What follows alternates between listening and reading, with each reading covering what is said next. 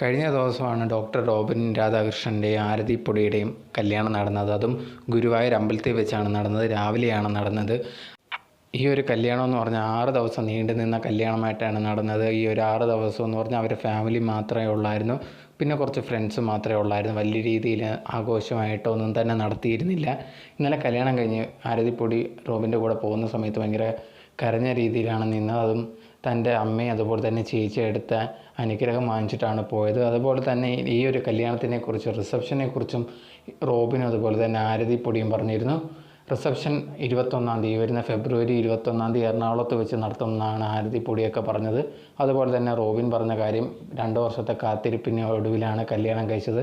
വളരെ സന്തോഷമുണ്ട്. ബാക്കി ഈ ഒരു കല്യാണത്തിന് സപ്പോർട്ട് ചെയ്ത എല്ലാവർക്കും നന്ദിയുണ്ടെന്ന് പറഞ്ഞു. അതുപോലെ തന്നെ ബാക്കിയുള്ള ഫ്യൂച്ചറിലെ കാര്യങ്ങളെല്ലാം പറയുമെന്നും പറഞ്ഞതാണ്.